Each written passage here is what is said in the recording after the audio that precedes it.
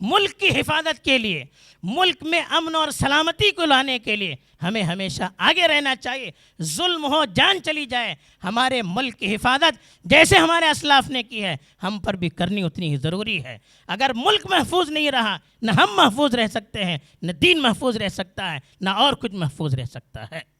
تو اس کی بھی ہمیں کوشش کرنی چاہیے اور اپنی آپ کو عمل میں لانا چاہیے۔ خالی شکوے شکایت سے کوئی کام دنیا میں چلتا نہیں ہے۔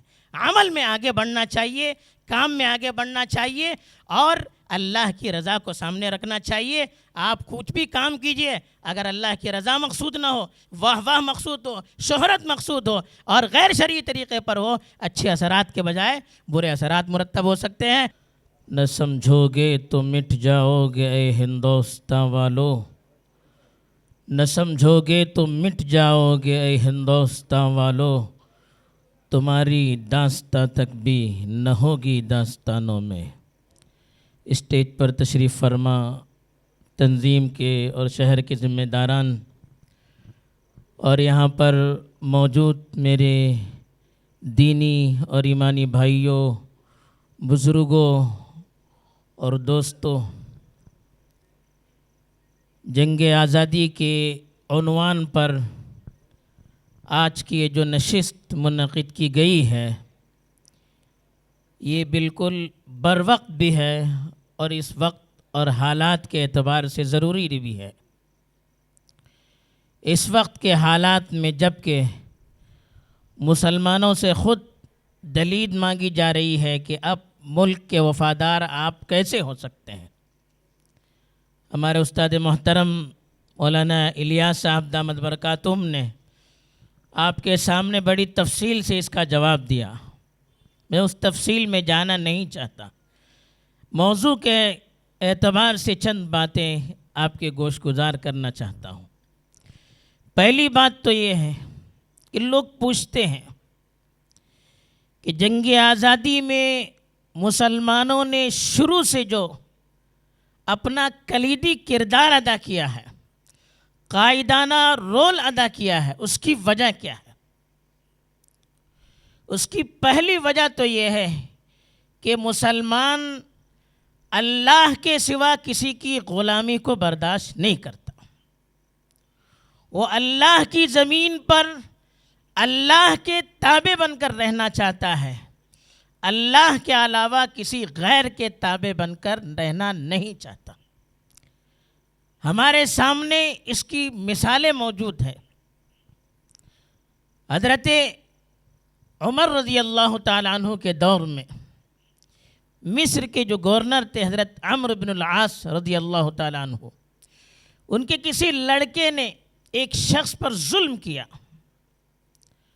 حضرت عمر نے فوراً ان کو مدینہ بلا لیا، حضرت عمرو بن العاص کو، اور سختی سے ان سے پوچھا کہ متستعبدتم الناس وقد ولدتهم امہاتهم احرارا، آپ نے کب سے لوگوں کو غلام بنانا شروع کر دیا ہے حالانکہ وہ اپنی ماں کی کوکھ سے آزاد پیدا ہوئے تھے۔ یہ اس وقت کے خلیفۃ المسلمین نے وقت کے گورنر کی سرزنش کی تھی ایک شخص پر ظلم کرنے پر کہ کسی کی آزادی کو آپ چھین نہیں سکتے۔ حضرت ربعی ابن عامر رضی اللہ تعالیٰ عنہ جب رستم کے دربار میں گئے تھے تو رستم نے پوچھا تھا کہ آپ آئے کیوں ہیں؟ تو انہوں نے کہا ہم آئے نہیں ہیں، اللہ ابتعثنا، اللہ نے ہمیں بھیجا ہے۔ کیوں بھیجا ہے؟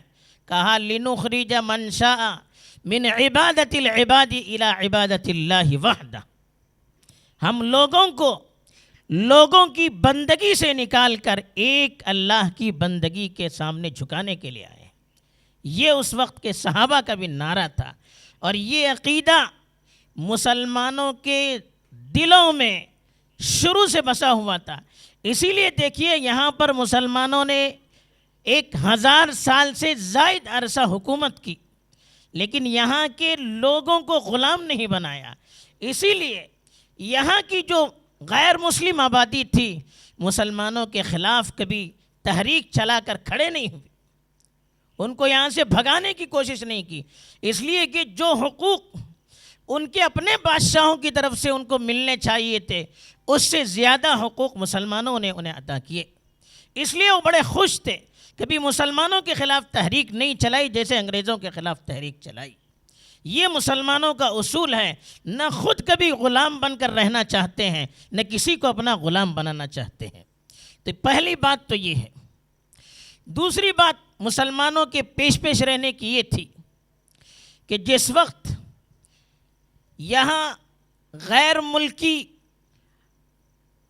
تاجروں نے اپنے پیر جما کر سیاسی امور میں دخل دینا شروع کر دیا اور مسلم نوابوں کو، حکمرانوں کو آپس میں لڑا کر اپنی گرفت یہاں پر مضبوط کرنا شروع کر دی، تو یہاں کے حکمران مسلمان تھے، تو ڈائریکٹ ان کا سابقہ مسلمانوں سے پڑا تھا۔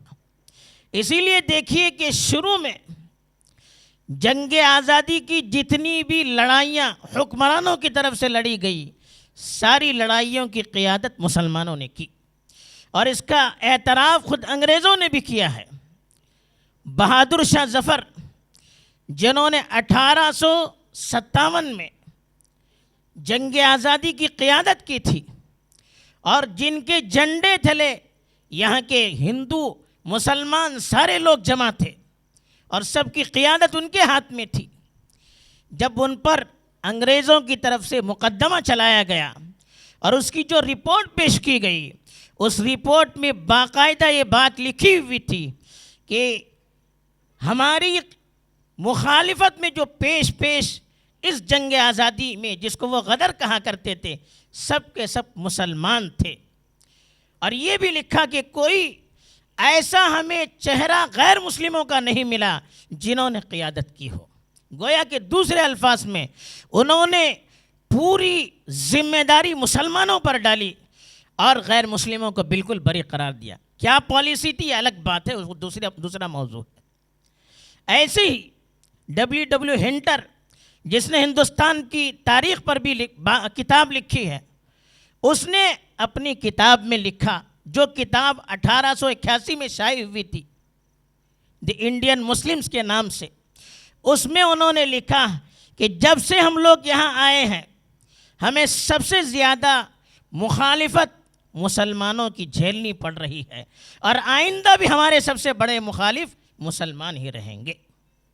اور دوسری جگہ اس نے لکھا کہ جب ہم یہاں آئے تھے مسلمان سب سے برتر قوم تھی، اپنی طاقت کے اعتبار سے، اپنے حوصلے، جذبات اور ہمت کے اعتبار سے، اور اپنی فکر، تعلیم اور معیشت کے اعتبار سے بھی سب سے مضبوط قوم مسلمان تھی، اس لیے سب سے زیادہ ان کو مسلمانوں سے ٹکر لینی پڑی۔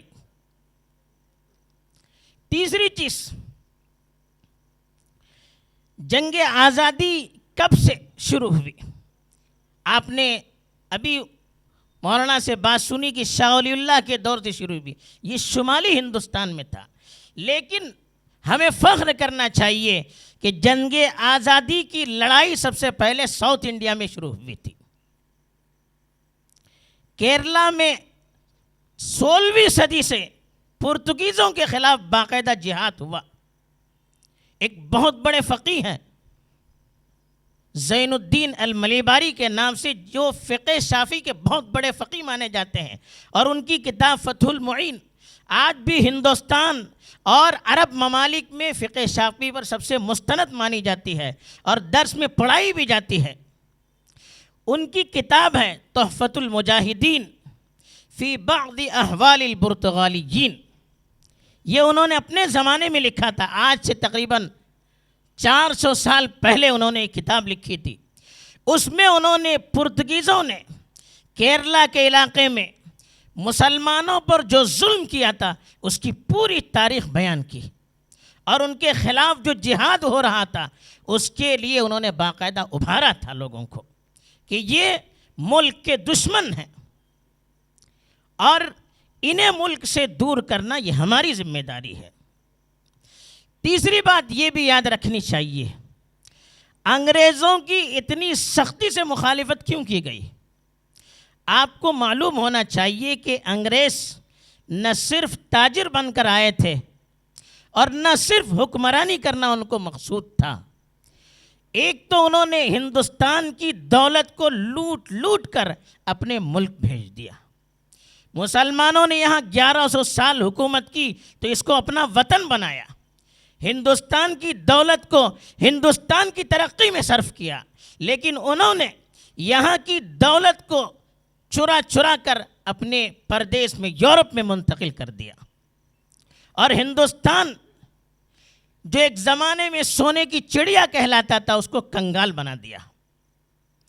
اور دوسری طرف یہاں کی اکانومی معیشت کو برباد کرنے کے لیے ایسے ایسے قانون نافذ کیے کہ یہاں کے جو مسلمان یا غیر مسلم مقامی آبادی تھی ان کا کاروبار مشکل ہو گیا۔ ظالمانہ ایسے اتنے ٹیکس ان پر لاگو کیے کہ اب انہوں نے سوچا کہ ہم اتنی محنت کر کے کمائیں گے، ہمیں تو کچھ ملنے والا نہ، جتنی منافع جتنا کمانا چاہیے تھا اس سے دگنا ٹیکس ان پر مسلط کیا گیا۔ مقصد صرف یہی تھا کہ یہ اپنا کام چھوڑ دیں۔ اس وقت مرشد آباد، جس کے بارے میں خود انگریزوں نے لکھا ہے کہ لندن کے ٹکر کا تھا اس وقت جب انگریز وہاں آئے تھے کلکتے میں، وہاں دستکاری وہاں کی بہت مشہور تھی، وہاں کی چیزیں یورپ میں بڑی بڑی قیمتوں میں بکی جاتی تھی۔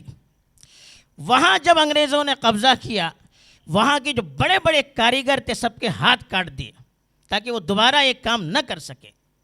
اس طرح سے یہاں کی معیشت بالکل برباد کر دیا، اور جو ہندوستان ایک زمانے میں سونے کی چڑیا کہلاتا تھا اس کو بالکل بھکاری اور کنگال کر دیا۔ اتنا ان پر ظلم کیا کہ دوبارہ وہ اپنے پیر پر کھڑے ہونے کے بارے میں سوچ بھی نہ سکے۔ ایسے ہی تعلیمی اعتبار سے بھی انہوں نے جو نصاب یہاں پر تیار کیا ہندوستان میں لاگو کرنے کے لیے، خود ڈبلیو ہنٹر نے اپنی کتاب میں لکھا ہے کہ ہم نے ایسا سیلیبس، ایسا نصاب، ایسا نظام تعلیم یہاں پر تیار کیا ہے کہ اگر یہاں کے ہندو اس کو پڑھیں گے کبھی وہ مسلمانوں کے ساتھ دوستی نہیں کر سکتے، اور مسلمان اگر پڑھیں گے تو وہ اپنے مذہب پر خود اعتمادی سے کبھی عمل نہیں کر سکتے۔ یعنی مسلمان اپنے مذہب سے بیزار ہو جائیں گے اور ہندو کبھی مسلمانوں کو اپنا دوست نہیں سمجھیں گے۔ ایسا نصاب تعلیم انہوں نے تیار کیا۔ اس طرح سے معاشی اعتبار سے، تعلیمی اعتبار سے، سیاسی اعتبار سے اس ملک کو بالکل پھٹیچر بنا دیا۔ اور اس سے بڑھ کر یہاں جو انگریز آئے تھے ان کا ایک بڑا مقصد اپنی مذہب کی تبلیغ بھی تھا۔ عیسائیت کو پھیلانے کے لیے جگہ جگہ اپنی مشنریز کو انہوں نے عام کیا۔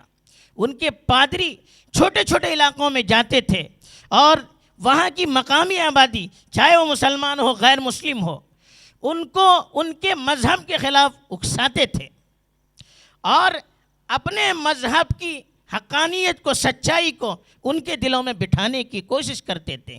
اس طرح سے عیسائیت کی تبلیغ کا بھی انہوں نے اس کو بہت بڑا ذریعہ بنا دیا۔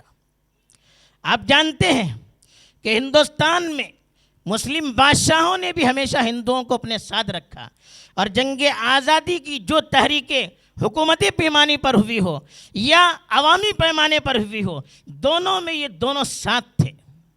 یہاں ہندو مسلم میں تفریق کا جو عمل کیا ہے وہ انگریزوں نے کیا ہے، اور انہوں نے جان توڑ کوشش کی کہ یہاں کی آبادی کو تقسیم کیا جائے تاکہ ہمیں ان پر حکومت کرنے میں آسانی ہو جائے۔ یہ ایک تمہیدی بات ہے۔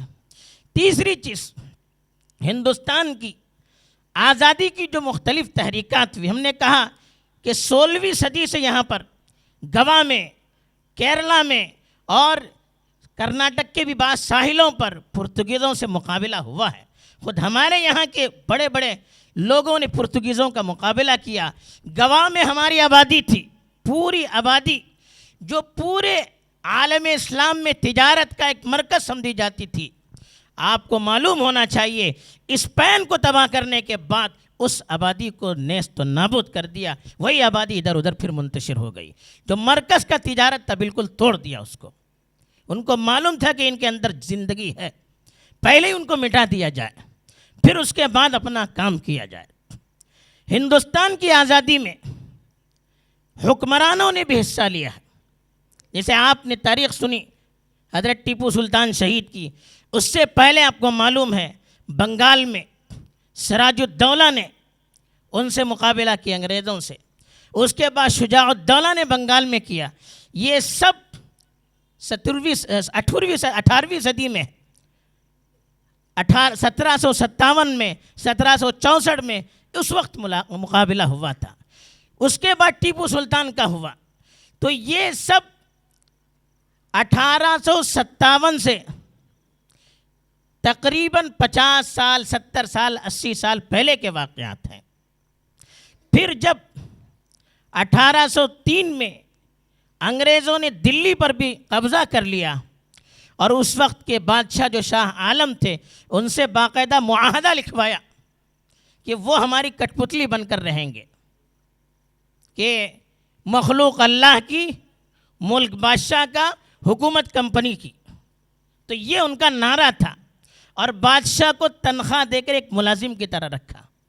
اس کے بعد سے انہوں نے اپنی جو چیزیں تھی، حالانکہ اس سے معاہدہ ہوا تھا کہ جو کوڈ محکمے ہیں وہ ان کے چلیں گے اسلامی طور پر، تعلیمی نظام چلے گا، سب کچھ معاہدہ کرا، سب کچھ توڑ دیا، دھوکہ دیا. اس وقت سن 1803 میں حضرت شاہ عبدالعزیز رحمۃ اللہ علیہ نے باقاعدہ فتویٰ دے دیا کہ اب وہ حالت نہیں رہی ہندوستان کی جو پہلے تھی. اس میں انہوں نے یہی حوالہ دیا تھا کہ یہاں کا تعلیمی نظام، سیاسی نظام، معاشی نظام پوری طرف سے چوپڑ ہو چکا ہے اور اپنے مذہب پر آزادی سے عمل کرنے کے لیے اب ہندوستان ہمارے لیے سازگار نہیں رہا. اسی لیے انہوں نے ہندوستان کو دارالحرب قرار دیا اور اس کے نتیجے میں پھر تحریکات اٹھی. تو پہلے حکمرانوں کی طرف سے جو تحریکات تھی وہ اس طرح سے ہوئی اور آخر میں 1857 میں بہادر شاہ ظفر کی جو قیادت میں انگریزوں سے لڑائی لڑی گئی تھی وہ حکمرانوں کی لڑائیاں تھیں. ایسے ہی دوسری طرف عوامی طرف اعتبار سے بھی بہت سی تحریکات اٹھی. 1857 سے پہلے جب بنگال میں شجاع الدولہ اور سراج الدولہ کی حکومت ختم کر دی گئی، وہاں پر باقاعدہ فرائضی تحریک ابھری، مجنون شاہ کی تحریک ابھری، عوامی تحریک تھی جس میں ہندو مسلمان دونوں شریک تھے. قیادت اس وقت بھی مسلمانوں کے ہاتھوں میں تھی، وہ زمینداروں کے خلاف تھی، انگریزوں کی جو پٹھو تھے ان کے خلاف تھی اور انگریزوں کے خلاف تھی. اس کے لیے بھی انگریزوں نے بہت زور لگایا اور ان کو کچلنے کے لیے حتی المقدور کوشش کی. ایسے ہی سید احمد شہید رحمۃ اللہ علیہ کی تحریک جو تحریک شہیدین کہلاتی ہے وہ بھی 1857 سے پہلے کی تحریک ہے. اس تحریک کو بھی کچلنے کے لیے انگریزوں نے ایڑی چوٹی کا زور لگایا. حضرت سید احمد شہید رحمۃ اللہ علیہ اور مولانا اسماعیل شہید رحمۃ اللہ علیہ اور مولانا عبدالحی بڑانوی شہید رحمۃ اللہ علیہ وہ سرکردہ لوگ تھے. ان لوگوں کی قیادت میں ہندوستان بھر کا دورہ ہوا، لوگوں کو دین سے بھی واقف کروایا گیا اور انگریز جس طرح سے ہندوستان کو اپنے قبضے میں لے کر برباد کر رہے تھے اور یہاں کے مسلمانوں کو غلام بنا رہے تھے. انگریزوں کو یہ بھی یاد رکھنا چاہیے کہ انگریزوں نے کبھی یہاں کے مسلمان کو اپنے برابر نہیں سمجھا، سیکنڈ درجے کے شہری بنا کر رکھا، یہ بھی ایک غلامی تھی. تو ان ساری چیزوں سے واقف کروایا، بیدار کروایا، عوام کو بیدار کروایا، ان کو قریب کرنے کی کوشش کی. ان کی شہادت کے بعد یہ تحریک رکی نہیں بلکہ ان کے جو الگ الگ خلفاء تھے الگ الگ علاقوں میں پھیل گئے. تحریک شہیدین کہلاتی ہے. انگریزوں نے ان کو وہابی مومنٹ کہا، وہابی تحریک کہا، حالانکہ وہابیت سے اور ان کا کوئی رشتہ لینا دینا نہیں تھا. یہ باقاعدہ تحریک شہیدین تھی جو الگ الگ علاقوں میں چلی. اس کے خلاف انگریزوں نے اتنی کوشش کی کہ پورے علاقے ان کی بستیاں زمین دوز کر دی گئی اور ان پر باقاعدہ حل چلایا گیا تاکہ ان کے دلوں میں خوف ڈالا جائے. ان کو کالے پانی میں قید کیا گیا، پھانسی کی سزا سنائی گئی، جیلوں میں ٹھونس دیا گیا، لیکن ہمت ہارے نہیں مسلمان. ایسے ہی اس کے ساتھ جیسے مولانا نے کہا تحریک ریشمی رومال، یہ بھی مولانا محمود حسن دیوبندی کی تحریک. ان کی تحریک میں بھی ہندو بھی شامل تھے، غیر مسلم بھی شامل تھے. انہوں نے ہندوستان بھر میں بھی کوشش کی، ہندوستان سے باہر ترکیہ، عرب وغیرہ جا کر وہاں کے بادشاہوں سے بھی خطوط لکھوائے، وہاں کے جنرلوں سے بھی بات کی کہ آپ لوگ آئیے ہمیں ساتھ دیجئے ہندوستان سے انگریزوں کو بھگانے کے لیے۔ تو ہندوستان کی آزادی کے لیے عالمی پیمانے پر کوشش کی۔ وہ شیخ الحدیث تھے، حدیث کا درس دینے والے تھے، بزرگ تھے، بہت بڑے صوفی تھے، لیکن ساری چیزیں اپنی طرف، جب ملک کا مسئلہ آیا سب کچھ قربان کر کے ملک کی آزادی کے لیے باقاعدہ تحریک چلائی۔ اپنے شاگردوں کو الگ الگ جگہ انہوں نے بھجوایا، رشیا بھجوایا، افغانستان بھجوایا، دوسری جگہ بھجوایا، تاکہ لوگوں کو کنونس کیا جائے، وہاں کے جو حکمران تھے ان کی ذہن سازی کی جائے اور ان کو انگریزوں کے خلاف ابھار کر ہندوستان کو آزاد کرنے کی کوشش کی جائے۔ اللہ کا کرنا ایسا ہوا بھی، وہ بھی قید میں ڈالے گئے۔ پھر اسی طرح سے جو تحریکیں اتری تھی اس میں ایک موپلہ کی تحریک ہے جو کیرلا میں نظر آئی 20ویں صدی میں، جب ہندوستان میں تحریک خلافت وغیرہ یہاں پر شمالی ہندوستان میں چل رہی تھی۔ موپلہ کی جو تحریک ہے بڑی سخت تھی، انگریزوں کو بڑا خطرہ ہوا، اس کو کچلنے کے لیے ہزاروں لوگوں کو وہاں پر بھی شہید کر دیا گیا۔ اس طرح سے الگ الگ جگہوں پر عوامی تحریکیں بھی ابھری انگریزوں کے خلاف۔ اسی طرح سے تیسری طرف بڑے بڑے ادارے بھی بنائے گئے ان کی ذہن سازی کے لیے۔ ایک طرف تو انگریز حکمران تھے، ہماری نئی نسل ان کے نظام میں جا کر، ان کی تربیت میں جا کر ان کی طرح بن رہی تھی۔ انگریز چاہ رہے تھے کہ ہندوستانی کلچر بھی یہاں کا مردہ ہو جائے، اسلامی تہذیب کو بھی ختم کر دیا جائے اور اپنی پوری تہذیب کو یہاں پر عام کیا جائے۔ اس کی مخالفت میں ادارے بھی کھڑے ہوئے، دارالعلوم دیوبند جیسا بھی کہا گیا اسی مقصد کے لیے تھا۔ شاملی کے میدان میں دارالعلوم دیوبند کے اس وقت کے بڑے علماء حاجی امداد اللہ صاحب، مولانا رشید احمد گنگوئی صاحب، مولانا قاسم نانوتوی صاحب، حافظ ضامن شہید رحمۃ اللہ علیہ، ان لوگوں نے باقاعدہ انگریزوں سے لڑائی کی اور اس علاقے کو شاملی وغیرہ پر قبضہ بھی کیا تھا۔ پھر انگریزوں نے بڑی فوج سے ان کے خلاف کارروائیاں کی۔ جب انہوں نے دیکھا کہ اس طرح سے ابھی مقابلہ مشکل ہے تو اس کے لیے انہوں نے باقاعدہ دارالعلوم دیوبند کی بنیاد رکھی، تاکہ ایک طرف اسلامی علوم کی حفاظت کی جائے، اسلامی تہذیب کی حفاظت کی جائے اور نوجوان نسل کو انگریزوں کے مقابلے کے لیے تیار کیا جائے۔ دوسری طرف علی گڑھ کی تحریک سر سید نے اسی زمانے میں جو چلائی تھی، اگرچہ سید کا مقصد جب انہوں نے دیکھا کہ انگریزوں نے غدر میں کیا حال کیا، کس طرح سے مسلمانوں کا قتل عام کیا تھا، اس کے لیے انہوں نے یہ نظام سوچا تھا کہ یہاں اگر ہمیں جینا ہے، انگریزوں کی تہذیب اختیار کرنی ہے، ان کی تعلیم اختیار کرنی ہے، ان کے برابر ہونا ہے، اور پھر ان کے یہاں ہمیں نوکری مل سکتی ہے اور مسلمان خوشحال ہو سکتے ہیں۔ مخلص تھے، ان کی رائے اجتہاد غلط ہو سکتا ہے لیکن مخلص تھے۔ پھر بھی ان کی اس تحریک کو وہ کامیابی نہیں ملی، بلکہ بعد میں وہاں سے بھی جنگ آزادی کے بڑے بڑے جو جنگ آزادی کے مجاہدین تھے وہیں سے نکلے۔ محمد علی جوہر کہاں کے پڑھے ہوئے تھے؟ شوکت علی کہاں کے پڑھے ہوئے تھے؟ بڑے جو حکیم اجمل کہاں کے پڑھے ہوئے تھے؟ یہ سب وہیں کے پڑھے ہوئے تھے، لیکن ان کے اندر پھر انگریزوں کی جب انہوں نے یہاں پر حکمرانی کے دور میں جو ظلم دیکھا، ان لوگوں سے برداشت نہیں ہوا، انہوں نے بالکل ان کے خلاف جہاد کا بگل بجا دیا۔ ایسے ہی جامعہ ملیہ جو بنا ہے وہ بھی انگریزوں کی مخالفت کے لیے بنا ہے۔ علی گڑھ کی مخالفت میں باقاعدہ محمد علی جوہر نے اس وقت تحریک چلائی، جب علی گڑھ کے جو چیئرمین تھے وہ انگریز تھے، وہاں کے جو چانسلر تھے انگریز تھے، وہ علی گڑھ کے ذریعے سے اپنی ذہنیت بنانا چاہتے تھے، تو اس کی مخالفت میں باقاعدہ جامعہ ملیہ قائم کیا گیا۔ اس کا بھی مقصد یہی تھا کہ مسلمان خود کفیل ہوں اور انگریزوں کے مقابلے کے لیے تیار ہو جائیں۔ اس طرح کے بہت سارے ادارے قائم کی گئے تعلیمی، تاکہ ہماری تہذیب بھی محفوظ رہے، ہماری قوم تعلیم سے بھی بہرور ہو جائیں، اور ساتھ ہی ساتھ ان کے اندر آزادی کی روح بھی پنپتی رہے، مقابلے کی اسپرٹ بھی ان کے اندر پیدا ہو جائے۔ اس کے لیے انہوں نے پورا اس کے لیے کوششیں کی۔ اسی طرح سے ہندوستان کی آزادی میں، جیسے ابھی ہمارے شاعر صاحب نے کہا، اردو شاعری کا بہت بڑا رول ہے۔ شاعری کسی قوم کے لیے روح پھونکنے کے لیے سب سے بڑی چیز ہو سکتی ہے۔ آپ کو معلوم ہونا چاہیے میر تقی میر بہت بڑے شاعر تھے. ان کی شاعری دردانگیز شاعری ہے. ان سے کسی نے پوچھا کہ آپ کی شاعری میں اتنا درد کہاں سے آیا؟ انہوں نے کہا کہ دلی کی جامعہ مسجد کی سیڑھیوں سے میں نے بہتا ہوا خون دیکھا ہے مسلمانوں کا، پھر میرے اندر سکون کہاں سے آ سکتا ہے؟ درد نہیں ہوگا، غم نہیں ہوگا تو اور کیا ہو سکتا ہے؟ مرزا غالب کے بارے میں لکھا ہے کہ جنگ آزادی 1857 کے بعد تقریباً 12 سال زندہ رہے اور 11 یا 12 غزلیں کہیں انہوں نے. ان سے پوچھا گیا وجہ کیا ہے؟ انہوں نے کہا کہ دل بجھ چکا ہے، اب کچھ کہنے کی ہمت نہیں رہی. ان کے خطوط جو غالب کے ملتے ہیں اس میں انہوں نے جو اس وقت کے حالات لکھے ہیں، معلوم ہوتا ہے کہ کتنی گہرائی سے انہوں نے مطالعہ کیا تھا، حالانکہ وہ جنگ آزادی کے اس عمل میں عملاً شریک نہیں تھے.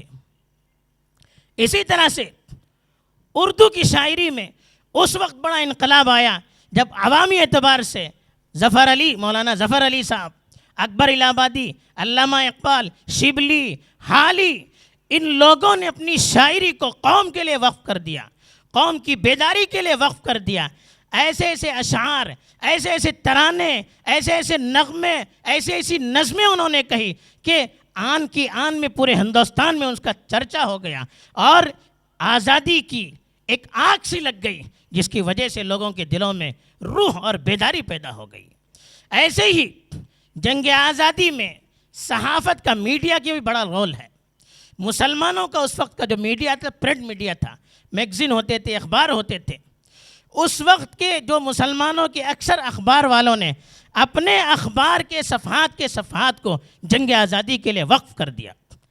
آپ کو معلوم ہونا چاہیے کہ جب 1857 کی لڑائی میں انگریزوں نے دلی پر قبضہ کیا تو ہر جگہ ظلم کیا ہی کیا. اردو کا ایک اخبار تھا دہلی اردو اخبار، اس کے ایڈیٹر تھے مولانا باقر حسین جو آب حیات کے مصنف ہیں، محمد حسین آزاد ان کے والد. ان کو باقاعدہ اسی وقت گولی مار کر شہید کر دیا کہ ان کے پرچے کی وجہ سے آگ لگی. ایسے ہی صادق الاخبار نام کا ایک اخبار تھا، اس نے بھی بہت بڑا رول ادا کیا. بہت سارے اخبار تھے. بعد میں زمیندار مولانا ظفر علی صاحب کا اور ابوالکلام آزاد کے الہلال نے تو آگ لگا دی. بار بار انگریزوں نے ان کو بین کیا، ان کو جیل میں ٹھونسا، اخبار پر پابندیاں لگا دی، نام بدل دیا، البلاغ لکھا، پھر نام بدل دیا، لسان الصدق لکھا، الگ الگ نام سے اخبار نکالے. ایسے ہی مولانا محمد علی جوہر، انگریز بھی اشاش کرتے تھے. کامریڈ نام کا جو ان کا اخبار تھا، اس کے اداریوں کو پڑھنے کے لیے انگریز بھی منتظر رہتے تھے، لیکن انہوں نے اپنی انگریزی کو انگریزوں کے خلاف استعمال کیا اور ایسے طاقتور مضامین لکھے کہ اس کی بنیاد پر ان کو جیل میں ڈال دیا گیا، ان کے پرچے کو بند کروا دیا گیا. ایسے ہی ہمدرد نامی ان کا اخبار تھا، اس اخبار نے بھی بڑا رول ادا کیا. جنگ آزادی میں عوام کے جذبات کو بیدار کرنے میں ہندوستانی صحافت کا بھی، خاص طور پر اردو زبان کی صحافت کا بہت بڑا رول رہا ہے. ایسے ہی جنگ آزادی میں تاجروں کا، عام مسلمانوں کا بھی بڑا رول رہا ہے. علماء نے قیادت کی، علماء نے ذہن سازی کی، علماء نے صحیح رخ دیا اور میدان عمل میں بھی وہ خود شریک رہے، خود پھانسی کے پندوں کے لیے اپنے آپ کو پیش کیا. لیکن علماء کی تحریک پر عوام بھی ان کے ساتھ شانہ بشانہ کھڑے ہوئے. جب ہندوستان میں جان دینے کی ضرورت پڑی، عوام نے جان دی. جب مال کو لٹانے کی ضرورت پڑی، عوام نے بھی مال کو لٹایا. جب انڈین نیشنل فورس، جب سبھاش چندر بوس ان کی جو فوج تھی آزاد ہندوستانی فوج، اس کے لیے مالی تعاون کی ضرورت پڑی تو کروڑوں کی اس وقت کی امداد کرنے والے مسلمان تھے. ان کی فوج کے میجر کیپٹن شہنواز حسین، ان پر 1945 میں باقاعدہ مقدمہ چلا، وہ بھی مسلمان تھے.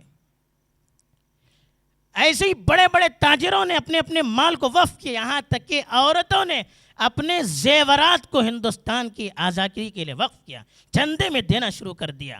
اب جب یہاں پر تحریک موالات کھڑی ہوئی، یعنی انگریزوں کے خلاف ان کا کوئی سپورٹ نہیں کرنا چاہیے، تو یہاں کے ہزاروں مسلمانوں نے اپنی نوکریاں چھوڑ دی، اپنی نوکریاں اس کے لیے چھوڑ دی. انہوں نے کہا کہ ہمیں انگریزوں کے ساتھ تعاون کی ضرورت نہیں. عدم تعاون کی تحریک میں اپنی نوکریاں چھوڑ دی، اپنی ساری چیزیں انہوں نے چھوڑ دی. کہا کہ ملک سب سے پہلے، باقی ساری چیزیں اس کے بعد ہیں.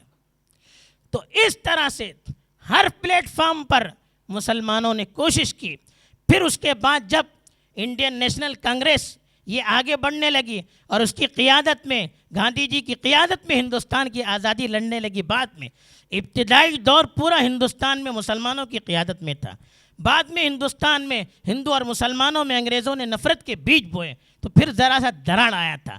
جب خلافت تحریک ابھری تو خلافت تحریک خلافت کے احیاء کے لیے تھی، لیکن اس کے بعد یہ پوری تحریک ہندوستان میں لوگوں کی بیداری کے لیے کھڑی ہوئی.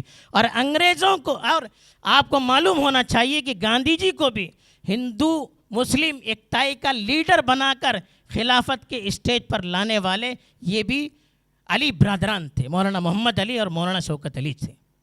اس کے بعد سے کانگریس کے زیر سایہ جتنی بھی تحریکات اٹھی، ہر تحریکات میں مسلمانوں نے اپنے آپ کو پیش کیا. اس طرح کی بہت بڑی تاریخ ہے. وقت زیادہ ہو رہا ہے، بس اب ہم کو کیا کرنا ہے؟